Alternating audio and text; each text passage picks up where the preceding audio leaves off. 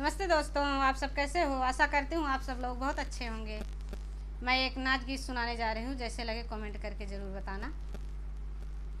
पति पत्नी का नोक झोंक है, गर्मी का नाच गीत है। जैसे लगे कमेंट करके ज़रूर बताना। मना पिया हमरो कहनवाया हई गर्मी के महीनवा। मना पिया हमरो कहनवाया हई गर्मी के महीनवा। जात्या बलम जी कूलर लियौत्या, जात्या बलम जी कूलर लियौत्या। कर्या जिनी कौनौ बहनवाया हई गर्मी के महीनवा। कर्या जिनी कौनौ बहनवाया हई गर्मी के महीनवा। मना पिया हमरो कहनवाया हई गर्मी के महीनवा। मना पिया हमरो कहनवाया हई गर्मी के महीनवा। जात्या बलम जी एसी लियौत्या, जात्या बलम जी एसी लियौत्या। बिचै चाहे झूलनी नागिनवाया हई गर्मी के महीनवा।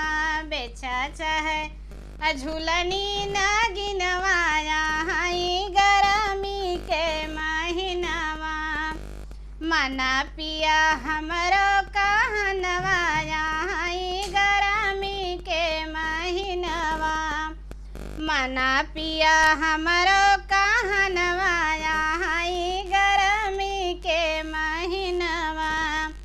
जात्या बलम जी फ्रिज लियौत्या, जात्या बलम जी फ्रिज लियौत्या।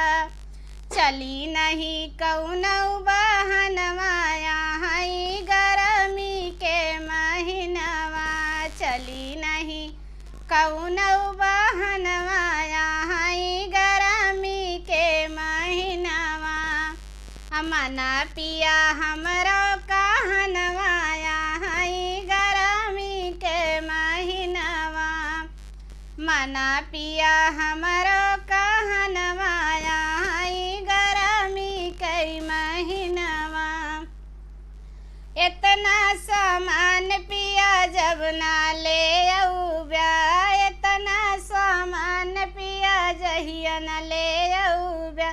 चली जाब अपने नैहरवाया हई गर्मी के महीनवा। चली जाब अपने नैहरवाया हई गर्मी के महीनवा।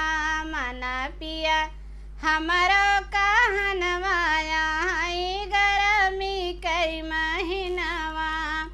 मना पिया हमरो कहनवाया